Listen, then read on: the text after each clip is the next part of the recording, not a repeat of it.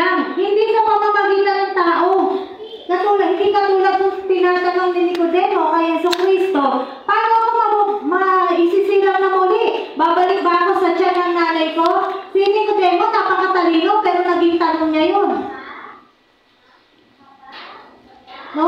Sabi niya, paano mabuborn again? Papasok ako ulit sa tiyan ng nanay ko? Di ba yung sagot ni Jesus Christ? Mabuborn again ka in your spirit? Tama po? Paano nangyari yun? May nag-magic ba sa'yo? Wala. Paano nangyari na na-born again ka? Sa pamamagitan ng salita ng Diyos.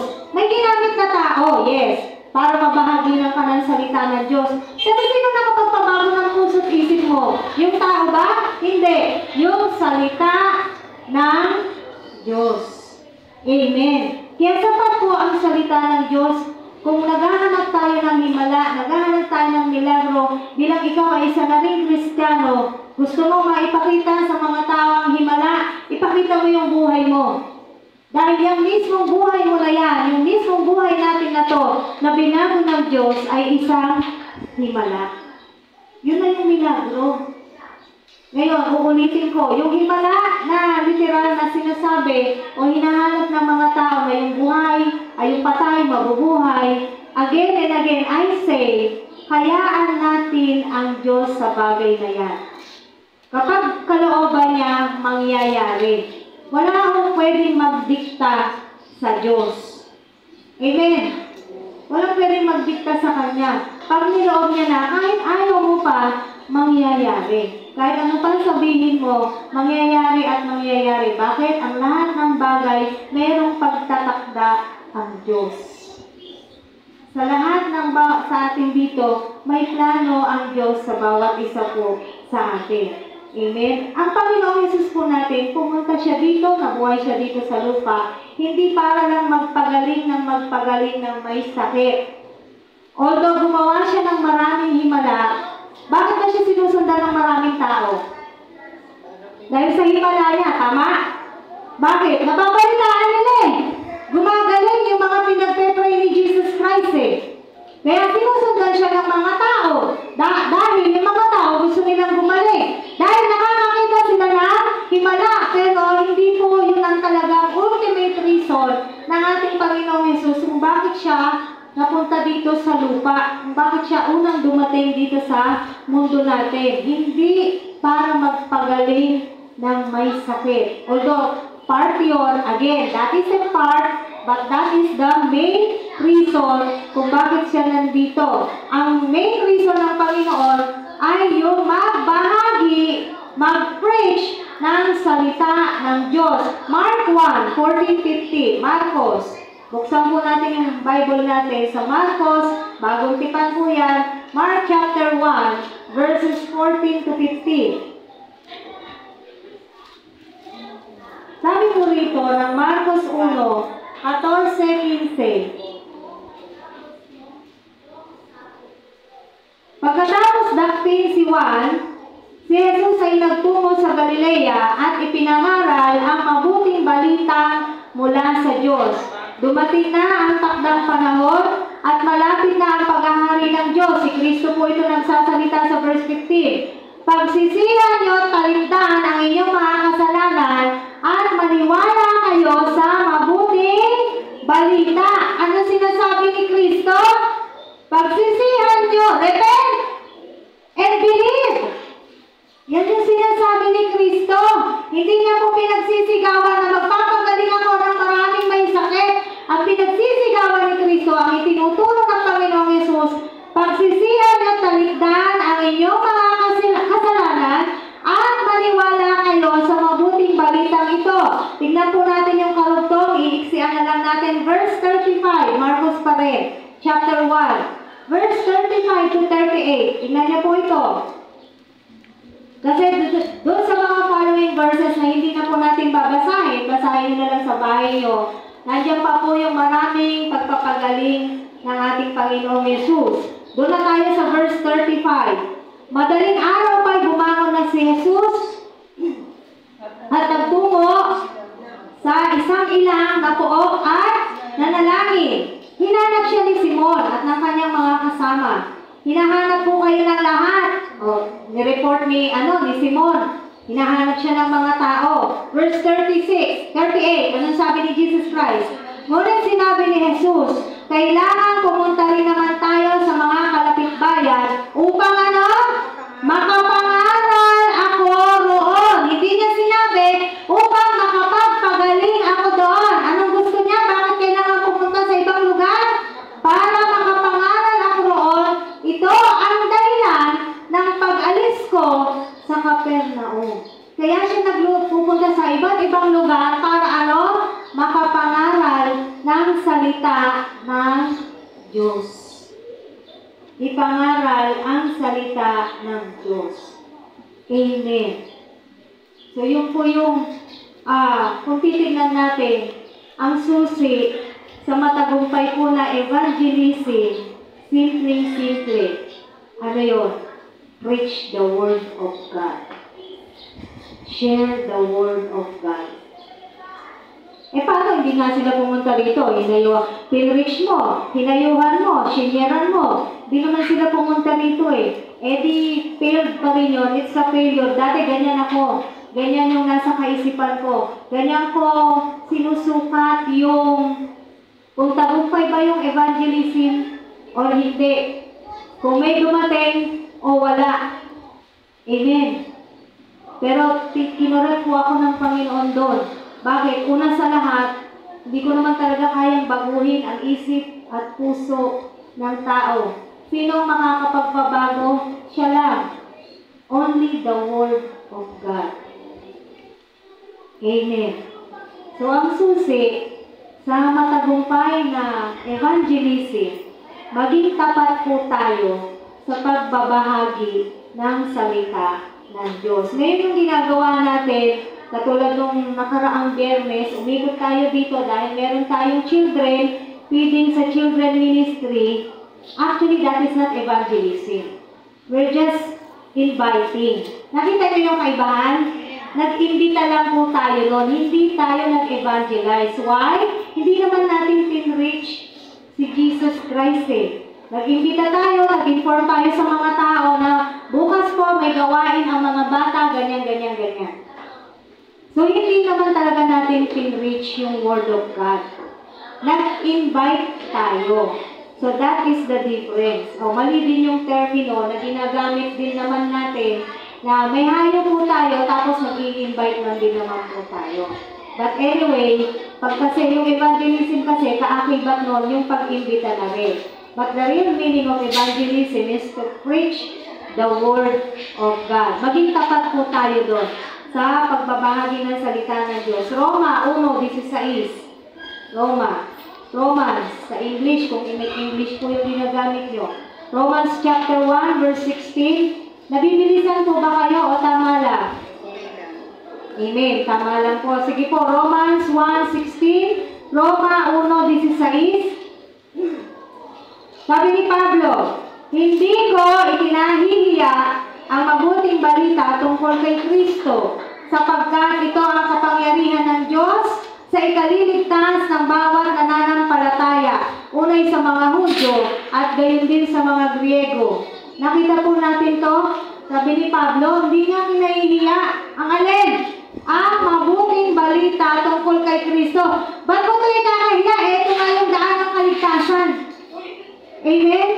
So tayo po mga Kristiyano, kung magbitbit ka man ng Bible, hindi ka dapat nahihiya. Unless, iba naman yung motibo mo. Kasi baka ang motibo mo ay ipakita lang sa tao na ikaw ay born again, may bitbit kang Bible. Hindi ka naman talaga born again. Magkaiba naman yon, no?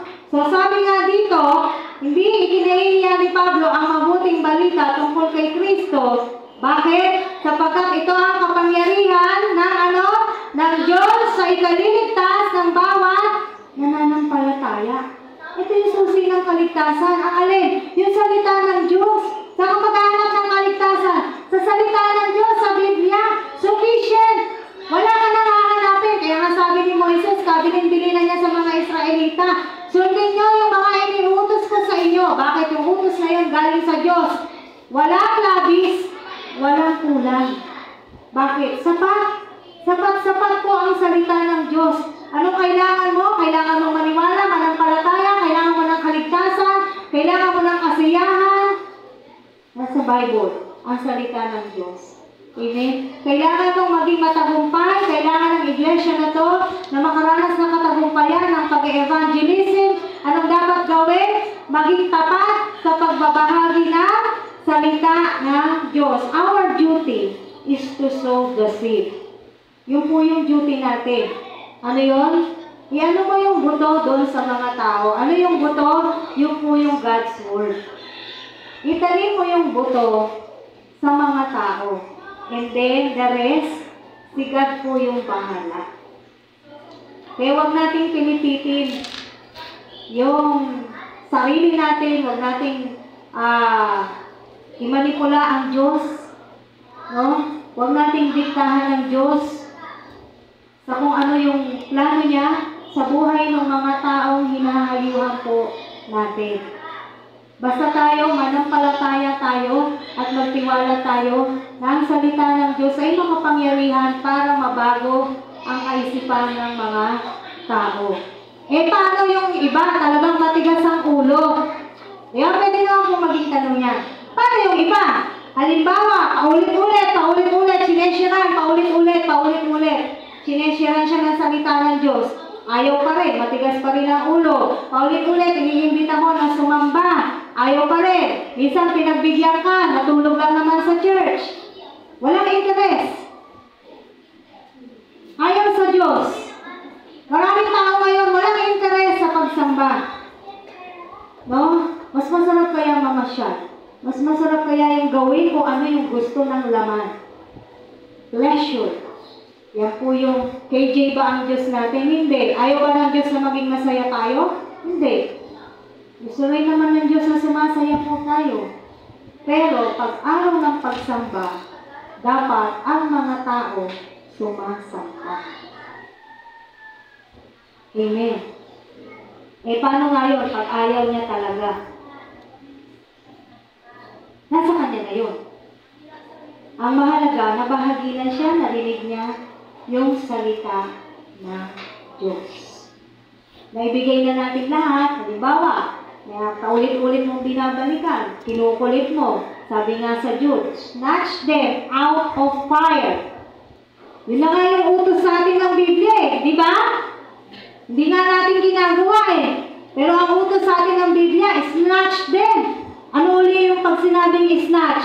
Agawin mo sila. Ayaw magpaagaw. Wala na tayong po doon. Desisyon na ng tao yun Kaya nga, inuulit-ulit natin, ang tao na pupunta o mapupunta sa impyerno, hindi dahil dinala sila ng Diyos doon. Dahil dinala nila yung sarili nila doon. Dahil nakarinig sila ng salita, hindi sila naniwala, hindi sila sumunod, hindi sila nanampalataya. Imposible po sa panahon natin ngayon na, lalo na sa ganitong lugar natin, city, syudad, hindi naman tayo, wala naman po tayo sa bulubundukin Pwede pang maging excuse kung yung lugar natin, nasa tayo, kabundukan. Pero wala tayo sa kabundukan. Nasa syudad na tayo. Paglabas mo dyan, ayan nga, tanong mo, Robinson May. Di ba? At napakadami na pong nagbabahagi ng salita ng Diyos. Kaya hindi pwede sabihin ng tao na hindi siya nakarinig ng salita ng Diyos.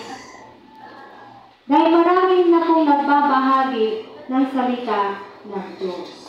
Kaya hindi pwede maging excuse ng mga tao sa city. Sa city yung sinasabi ko. Hindi nila dapat maging excuse yun na hindi nila narinig ang salita ng Diyos. Pero nga mga sa daan No? Ako, hanga din ako sa kanila kasi matapang sila. At talagang hindi sila nahihiya. Yung mga naka-megaphone para mag-share ng Word of God. Sabi nga ni Pablo, ano man yung intensyon ng tao nagbabahagi ng salita ng Diyos, wala siyang pakialam as long as naibabahagi ang salita ng Diyos. Saan ba mababasa yun? Nabasa niyo na ba yun? Yung sinasabi ko?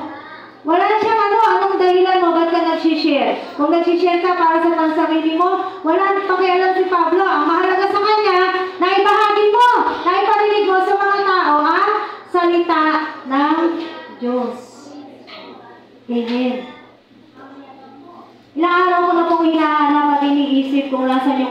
ko. Hindi ko talaga maisip kung nasan yung lapel. Yung yung mic na meron ng rito.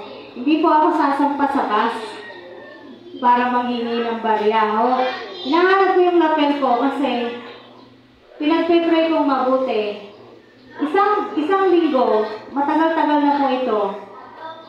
Papunta ba tayo sa church, no? Okay. Aga-aga po. Aga-aga. Sinasalubong kami ng, sabi namin, magpo-promote ng school. Mga sasakyan. Tapos may patugtog sila.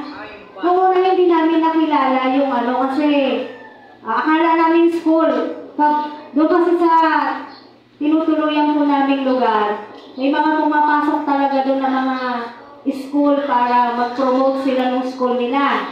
Yung PIAT, pumasok doon. Yung Claremont, pumasok po doon sa subdivision namin. Ngayon, akala ko, nung isang umaga na meron kaming nasa lubong, tapos ganun yung kamay nila, may inaabot sila. 2 klasong candy lang naman. Di kinuha ko. Tapos may kasamang flyers. No? Akala ko talaga promotion of school. Alam niyo kung UNIDA.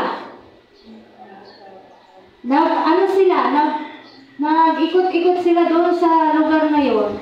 Ano pinopromote nila? Yung church. Yes. Aga-aga. Sa totoo, aga-aga po. 7:07 lang. Dito, hindi kaya ng mga tao yung ganun kaaga. Kahapon meron dito. Meron dito? Kasi yung lapel, pwede magpatugtog doon para magandang mambulabog dito at i-promote ang iglesia. No? Yun lang yung ginawa nila. May mga sasakyan sila, nagabot sila ng 2 pirasong candy at saka yung flyers nila. Ay, akala ko school. Yung pala yun yung pinopromote nila yung UNIDA. No? Tayo po, pinopromote po ba natin yung church natin? No? Hindi mo ipopromote to dahil gusto mong makilala yung church. Kung hindi, para yung mga tao makinig ng salita ng Diyos. Amen. No? So, ganito po nasusungat yung katagumpayan po ng pag-evangelize po natin. Sa pamamagitan ng pagiging tapat, sa pagbabahagi at pagpapakilala sa ating Panginoong Yesus. Pangalawa, saan pa na-a-apply yung sufficiency of the Scripture? Sanctification. Bilis naman ang oras. Ano yung sanctification sa Tagalog? Sanctify. Ano po yung sanctification? Para maging maliwanag po yung ating pinag-aaralan. Any idea? Sanctification po. Yun dito yung nililinis, binabanal. Amen. So yung sanctification po, ito po yung prosesong dinadaanan natin mga Kristiyano kung paano tayo'y inilalayo ng Diyos sa kasalanan at ginagawang kawangis niya. Yun yung sanctification. Kaya nga nililinis, binabanal tayo ng Diyos. At hanggang ngayon po, dumadaan po tayo sa pagsasanctify ng ating Panginoong Diyos. Because we're not yet perfect, we're not yet holy, but we are in the process of holiness. Amen. So ito yung pinagdadaanan natin para ilayo tayo ng Diyos sa kasalanan at maging kawangis ni Kristo. At anong makikita sa iyo kapag nangyayari ang sanctification? Christian growth. Lumalago ka, lumalaki ka bilang isang Kristiyano. Hindi ka tumatangkad, kundi, naiintindihan niyo ako, tama po? Lumalago ka na bilang isang Kristiyano. Kapag ikaw ay lumalago na bilang isang Kristiyano, doon na natin masasabi pumapasok yung spiritual maturity. Ayan. Nagmamature ka na spiritually. 2 Timothy 3:16 to 17. Balik-balikan natin to. Maganda, memorize nito 2 Timothy chapter 3, verse 16 to 17. Sabi ko rito,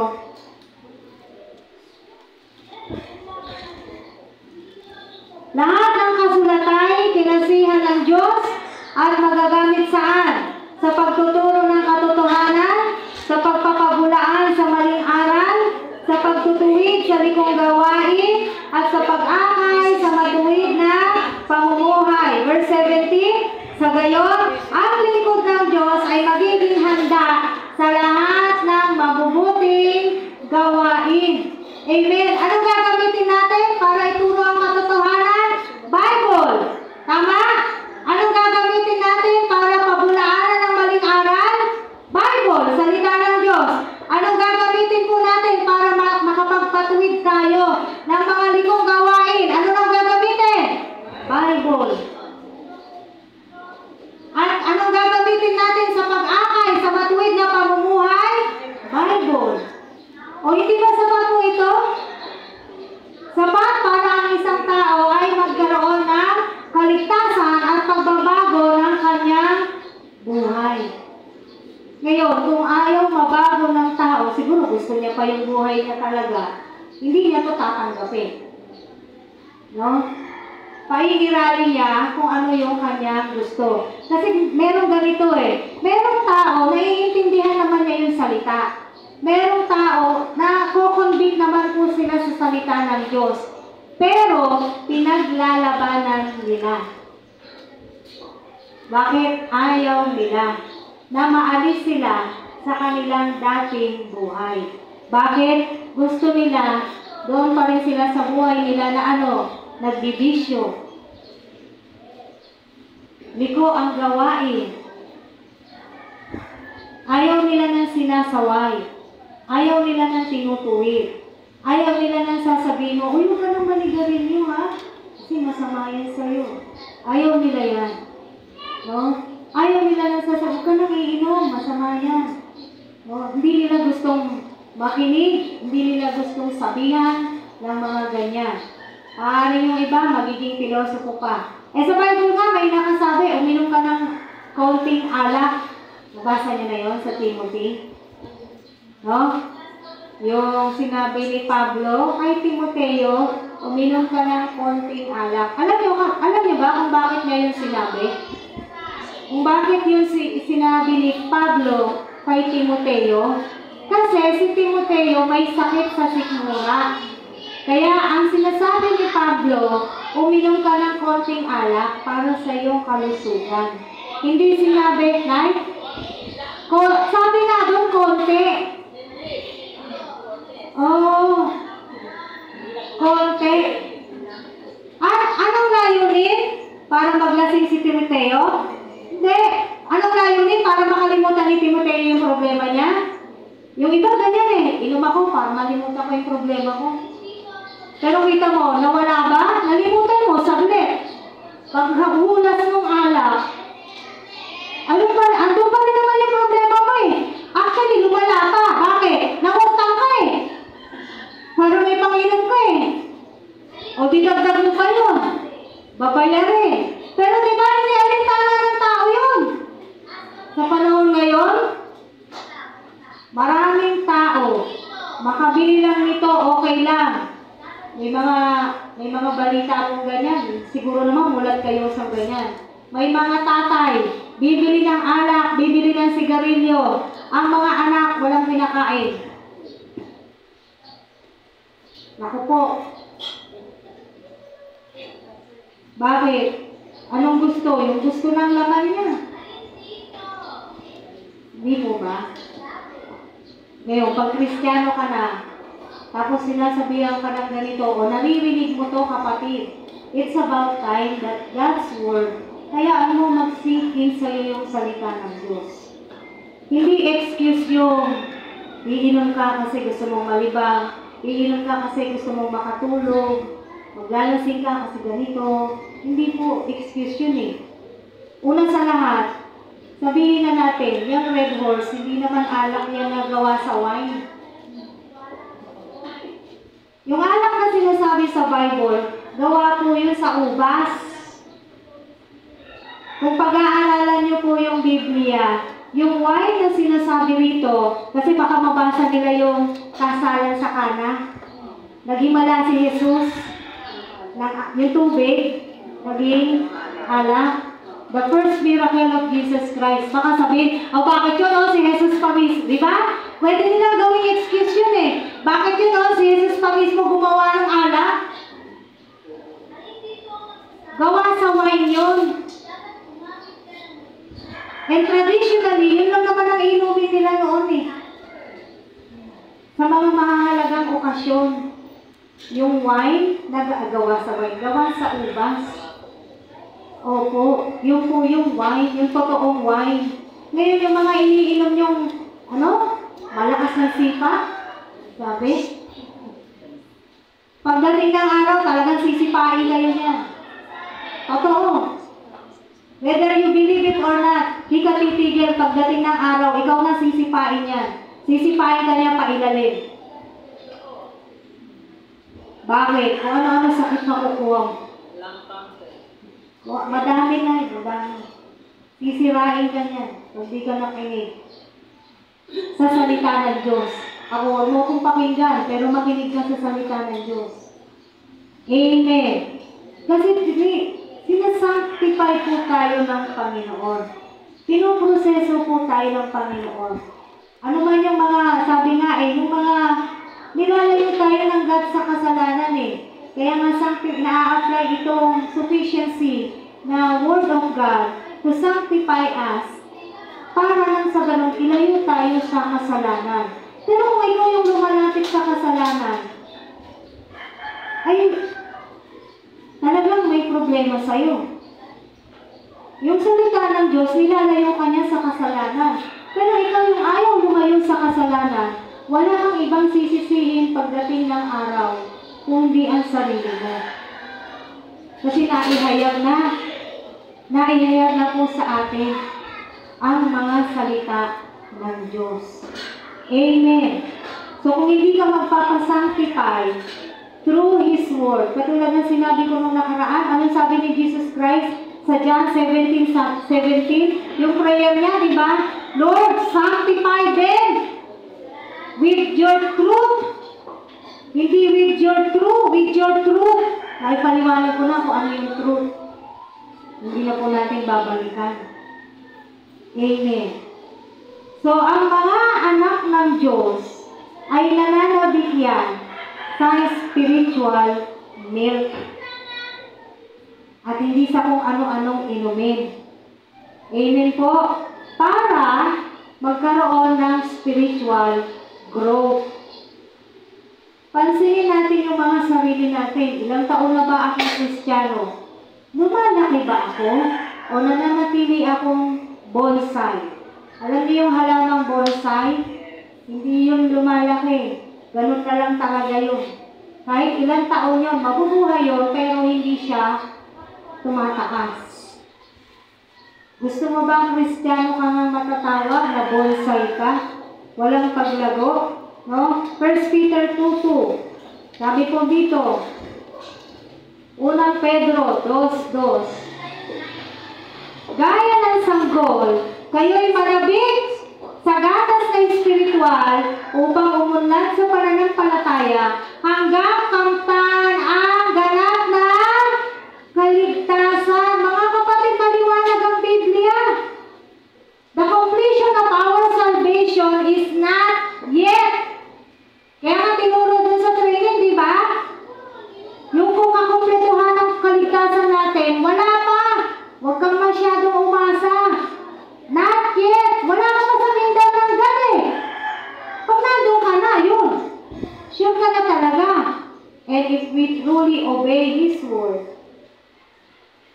then we have the assurance that we will go with our Lord Jesus Christ. Sabi dito, ang panabigan po natin, yung gatas na espiritual. Para ano? Para umunlad tayo sa ating pananampalataya hanggang, actually pag nagbabasa tayo ng word, kaya inuunawa mo eh. Ano yung ninunguya mong mabuti? Para naiintindihan po natin hanggang kamtan ang ganap na kaligtasan. Amen. Kailangan yung salita, lagi tayong manabik, makapakinig, mag-aral, magbasa, Sabi nga sa Joshua 1:8, meditate thy word day and night. Amen. So napakahalaga po na tayo po ay mananabik sa salita ng Diyos. At katulad ng sinasabi sa Psalms chapter 1 verse 3, hindi na po tayo pupunta ron, basahin nyo na lang. Kapag ikaw po ay puno ng salita ng Diyos, para kang nakatanim sa, ano yun? Sa tabi ng batisan. Hindi ka matutuyo. Amen? Palagi kang sariwa. Bakit? Nadadaanan ka ng stream of water. Bakit? Lagi kang merong salita ng Diyos. Kaya tayo, nasa-sanctify tayo, nalilinis tayo every time that we hear the Word of God, every time that we study the Word of God, every time that we read the Word of God, we read the Bible, nasa-sanctify po tayo. Why? Because of the Scriptures. Nalilinis po tayo kasi dumi-dumi natin eh.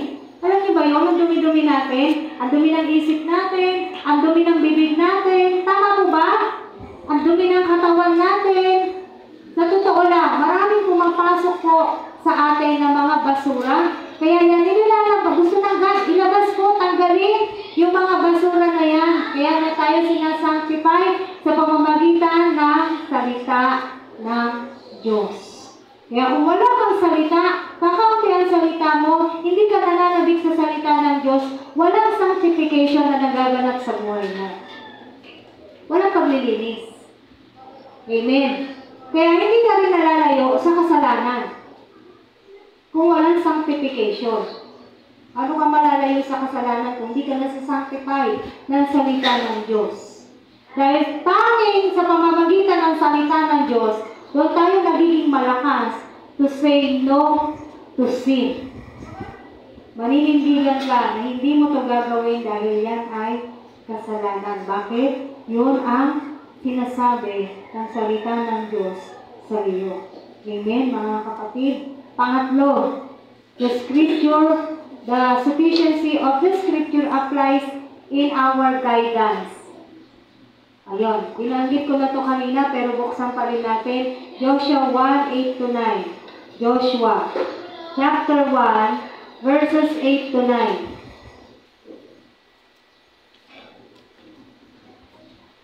Sabi po sa Joshua 1:8-9. Basahin natin. Sabi rito, huwag mong kaliligtaang basahin ang aklat na yaon. Bili-bilihin mo yon araw-gabi upang matupad mo ang lahat ng nasusulat doon. Sa gayon, giginhawa ka at magtatagumpay. Alalahanin mong lagi itong aking tagubilin. Magpakatatag ka at tibayan mo ang iyong loob. Huwag kang matatakot o mawawala ng pag-asa. Ako si Yahweh ang iyong Diyos ay isa sa iyo saan ka man pumunta. Ito po ay pangako o kausap ng Diyos dito si Joshua. But then again, kung kaya itong ipangako ng Diyos kay Joshua na Diyos natin noon, ngayon at magpakailanman, kaya na rin po itong gawin sa atin bilang gabay sa atin. Anong sabi niya? Huwag tayong matakot, tibayan natin ang ating loob, magpakatatag tayo dahil kasama natin ang Diyos. Pero wag mong i-skip yung verse 8. Makakasama mo yung Diyos kapag dinidili natin ang kanyang salita araw at gabi. Kasi baka putulin mo sa verse 9 lang eh. Ang ganda kasi na sinasabi ng verse 9. Ngayon, ayaw mo yung verse 8. Hindi po pwede yun. Kaya mangyayari yung nasa verse 9 dahil doon sa verse 8. Maliwanag po? Kaya ka magtatagumpay at makakasama mo ang Diyos dahil dinidili-dili natin, minumuni-muni natin ang kanyang salita araw at gabi. Bakit niya ito pinapagawa? Para matupad natin kung ano ang nasusulat sa Bible. Dahil sa pamamagitan ng kanyang salita, doon lang tayo makatutupad sa kautusan ng Diyos. Kasi sa saga ng ating sarili, hindi po natin kayang tuparin. Actually, yung may salita na nga tayo, marami pa pong hindi natin natutupad eh. Tama po ba? Katulad nung napag-aralan natin ng linggo, we realize na ang dami-dami pala nating kakulangan sa Diyos. Ang dami-dami pala nating hindi nasusunod sa salita ng Diyos. Na-realize natin yun. No? And up to now, we need wisdom, we need guidance from God. Kaya ito sinabi kay Joshua, yung verses 8 to 9, no? Na dinidinihin natin yung salita ng Diyos para nang sa gayon ay masunod natin. Kailangan natin ng gabay, kaya nga to guidance yung pangatlo. Kailangan natin ng gabay, humingi ng gabay, ng karunungan na nagmumula sa Diyos sa pag-aaral, pagbabasa ng kanyang salita. Bakit? Pag mali ang interpretasyon natin sa ating binasa na salita ng Diyos, ano pong epekto nito? Mali ang application.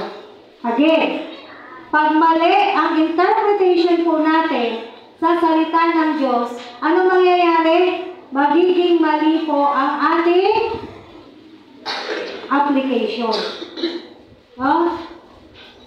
Siyempre, kung mali yung pagkakaintindi mo, edi mali yung magiging pagsunod mo sa kanyang salita. Tama po ba? Like, mag-start po tayo ng ilang halimbawa na pag mali yung ating po pagkakabasa or interpretation sa Bible. No? Sabi rito, kapag halimbawa,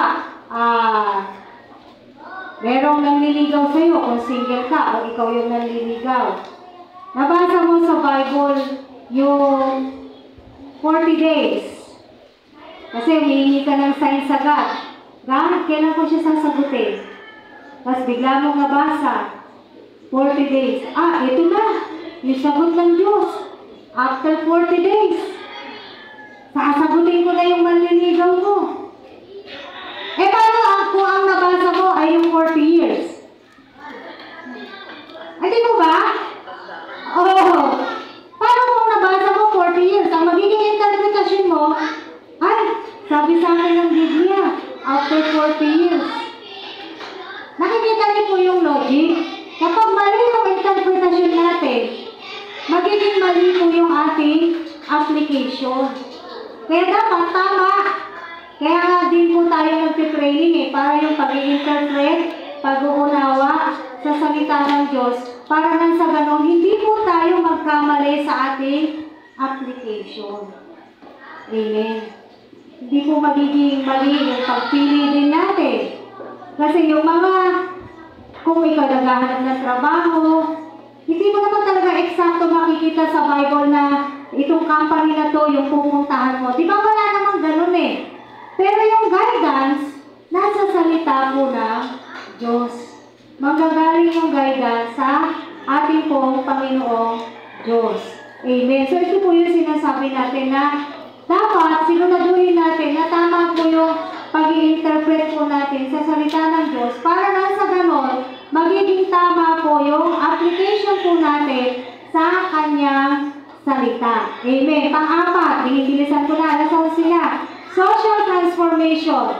So, yung sufficiency ng salita ng Diyos ay sufficient din siya for social transformation. Ano yung social transformation? Ganito po. Kung ang salita ng Diyos, babasahin ko itong nasa aklat.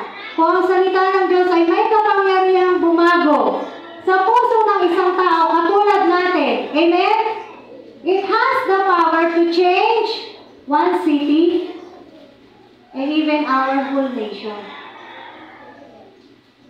Naniniwala po tayo doon? Kung kaya kang baguhin ng Diyos, yung isang tao, kaya niyang baguhin.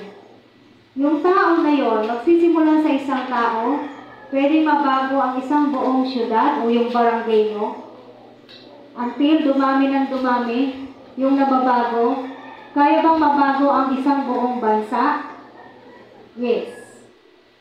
May pag-asa pa ba ang Pilipinas? Yes. Kaya lang, nandoon sa mga taong nakakaalam ng katotohanan ang susi ng pagbabago ng bansang Pilipinas. Paano uunlad ang bansang Pilipinas? Paano mababago yung bansa natin? Bakit napunta tayo sa bansa? Pinag-pray natin yung bansa natin eh. Tama po ba? Bakit? Taga-Pilipinas tayo At tayo po ay Pilipino. So, paano mababago yung bansa natin? Yung mga government officials natin, and even us, ang dami natin naiisip. Dapat ganito yung gawin ng government natin. Dapat ganito yung maging proyekto ng government natin. Nung barangay natin, dapat ganito. Di ba? Ang daming pwedeng magagandang proyekto, plano, para maisaayos ang isang lugar o ang isang bansa. Sabihin na natin isang barangay. Tama po ba? Pero paano mai-implement yung mga kagustuhan na yon ng proyekto? Gagana ba ng pusa yung mga project na yon? Hindi. Kung hindi mababago yung mga tao, hindi rin naman magiging successful yung magagandang proyekto para mabago yung bansa natin. Sa napakasimple pong halimbawa, kung talagang nababago ang tao, tingnan nyo kung mababago ang tao ng salita ng Diyos, ganito lang yan. Isang simpleng halimbawa, pagtatapon ng basura. Kala natin napakasimple na lang, no? Pero malaking problema ng Pilipinas yan Kung ang bawat Pilipino marunong, disiplinado, alam niya kung saan dapat magtatapon ng basura, hindi na po problemahin ng government yan. Baha. Ba't ba nagkakabaha? Barado lahat ng kanal. Barado lahat ng drainage. Kinalbo ang mga kinalbo ang mga bundok. Tapon ng tapon kung saan-saan.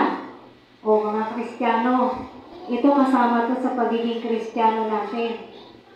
Kapag may basura ka, nasa sasakyan ka o saan ka mang lugar, lagay mo sa bag mo yung basura mo, huwag kang gagaya dun sa iba. Ang laki ng basurahan, nasa sasakyan Minsan nga, kung pa akong tamaan ng plastic cups, yung pinag-inuman ng milk tea, ay gusto kong habulin Sabi ko, laki ng basurahan mo, pag gano'n niya ng kamay niya, shoot na shoot sa kali. Kung gano'n, hindi mababago yung mga tao, walang pagbabago magaganap sa Pilipinas. Kung hindi mababago yung tao, walang pagbabago sa isang lugar. Walang pagbabago sa barangay. Kung hindi susundin, sasabihin, paano sila mababago? Sa salita ng Diyos. Amen?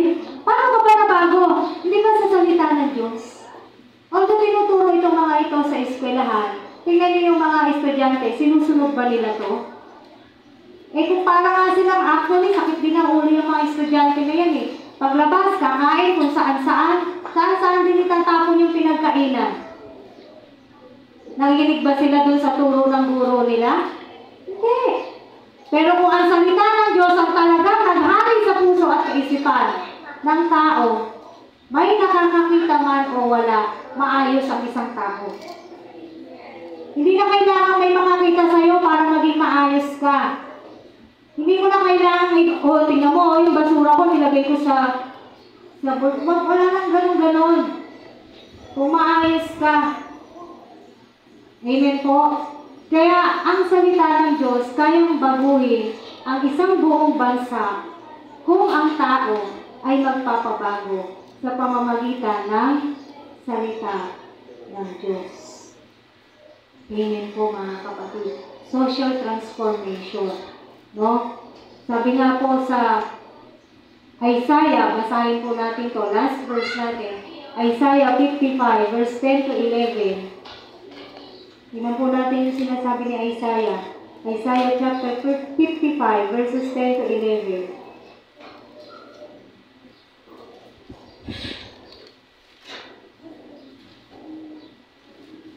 Ang ulan at niebe, paglagpak sa lupa, hindi na nagbabalik.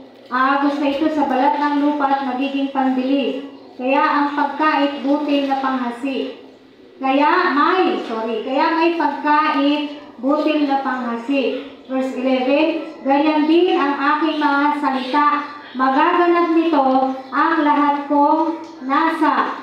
Dito sa isang version, di ko alam anong version ng Tagalog to, babasahin ko sa inyo.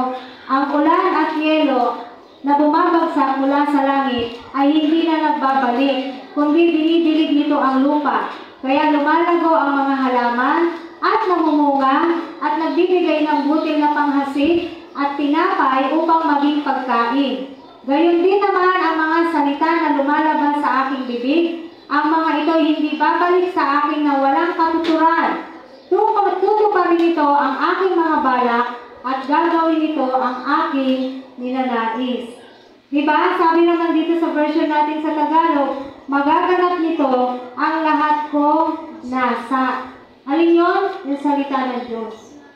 Sabi niya, hindi babalik sa kanya yung salita niya na hindi nangyayari.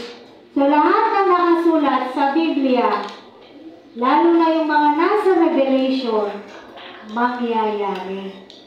Whether ayaw po natin o sa hindi, mangyayari po ang lahat na ito sa salita po ng Diyos. Kaya bago pa man danasin natin ang mga ganitong uri ng bigat ng magiging puot ni Yahweh balang araw, kasi sabi niya sa pahayag, ibubuhos niya. Nabasa niyo na ba yun? Ibubuhos niya yung mangkok ng puot niya sa mundo. At may ano doon ano ba sabi niya doon? Parang 1/4 ng mawawala. 1/4 ba? May ganun siyang hindi ko matukoy sa inyo, pero may nakabasa na nun. Ibubuhos niya yung mangkok, yung laman ng mangkok, puot ng Diyos. No? Kung baga ba yung nangyari sa Sodom at Gomorrah, alam na po natin yung kwento ng Sodom at Gomorrah, di ba? Bakit yun winasak? Dahil sa kasalanan. Nakipagtawaran pa nga si doon eh. Sino nakipagtawaran doon? Sino? Si Abraham.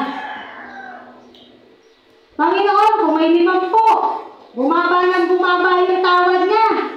Hanggang ilan yung pinakamababa? 10 na lang. Ay, hindi. Isa lang yata. Ay, isa, no? 10.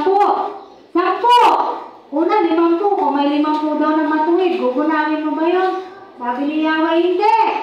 Tapos tumawad si Abraham. Kasi ayaw niya rin namang magunaw yun. Bakit? Nandun si Lot. Pero hindi alam ni Abraham, nakaplano na sa Diyos yung pagliligtas kay Lot. Kita nyo si Abraham at si Lot, sila? Magpinsan, magkamag-anak. So, yung blessing and curse, dito natin makikita Blessing, ikatlong salin lahi. Yung curse, ganun din. Kaya dadadamay po yung mga mahal natin sa buhay, kung anong dala-dala natin, kung blessing or curse. Amen. So hanggang sa dumating sa 10, sabi ni Yahweh, hindi kuwawa sa akin kung merong 10 na matuwid. Bakit nawasak pa rin? Ano sagot? Wala. Walang 10 Nilasak ng Diyos. Amen?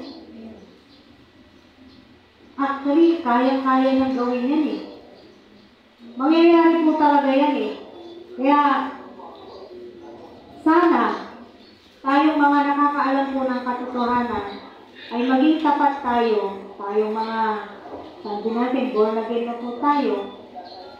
Yung mga simpleng bagay na katulad ng sinabi ko kanina, pagdating sa kalinisan, sa basura, huwag na tayong maging dagdag na problema ng bansa natin. Maging mabuting ehemplo po tayo. Bakit ito yung sinasabi natin social transformation Baka sakali may makakita sa'yo na ganun ang ginagawa mo, gagayahin ka. Diba? Ganyan naman ang tao Gaya-gaya. Maganda ang ginagaya kung mabuti yung ginagawa. So kung makita nila, maganda yung ginagawa mo, mabuti kang ehemplo, gagayahin nila, di magiging maganda po yung sosyalidad natin kung saan tayo nabibilang sa ating kapaligiran dito sa mundo na to. So magkakaroon ng social transformation until such the whole nation, the Philippines, will change. Mabago, umunlad. ang bansang Pilipinas. Again, paano uunlad ang bansang Pilipinas? Sa magagandang proyekto, hindi. Sa pamamagitan ng salita ng Diyos. So the Word of God is sufficient enough for evangelism, for sanctification, for guidance, and for social transformation. Amen. Dalangin ko po, meron po tayong patuloy na napupulot patungkol sa pag-aaral po natin sa Sola Scriptura. And that's the end of our first part, Sola Scriptura. Sa susunod na linggo, Solus Christus na po ang ating pag-aaralan. Amen. So tayo po'y manalangin. Lord, maraming salamat po sa araw na to. Thank you for your word, God. Totoo to yung sinasabi mo at tinuro mo sa amin. Wala na kaming ibang hahanapin pa. Daan ng kaligtasan, daan ng magandang buhay, daan ng tagumpay, daan ng kagalingan, at lahat-lahat na Panginoon. Lahat ng ito matatagpuan namin sa iyong salita. Ang dalangin natin ngayon, God, maging tapat kami at maging masunurin kami. Katulad ng sinabi ni Moises sa mga Israelita, sundin namin ito ng walang labis, walang kulang. Nawa, wala na pong magmatigas ang puso sa amin. Wala na rin magmatigas ang ulo sa amin. Bagkus, patuloy na namin isuko sa iyo ang aming mga sarili, ang aming mga buhay. Kung paano sinasanctify mo kami, binabago mo kami araw-araw sa pamamagitan ng iyong salita, O Diyos. Salamat po ng marami, Panginoon. Lagi mong ilagay sa puso namin, Panginoon, yung pagnanasa na manabik sa iyong salita, yung pagnanasa na matuto sa iyong salita, yung pagnanasa na sumunod sa iyong salita, at maging tapat kami na maibahagi ang iyong salita sa buhay din ng ibang tao. Maging pagpapala ang buhay po namin sa buhay din po ng iba. Magamit mo po kami, Panginoon. Salamat po ng marami sa iyo, God. Thank you for your word. Thank you for the Bible that we have. Lord, through this, Lord God, mas lalo ka namin nauunawaan. Mas lalo ka namin nakikilala. At mas lalong nadadagdagan ang pagmamahal po namin sa iyo. Salamat po, O Diyos, kung aming dalangin sa pangalan mo, Panginoong Jesus. Amen.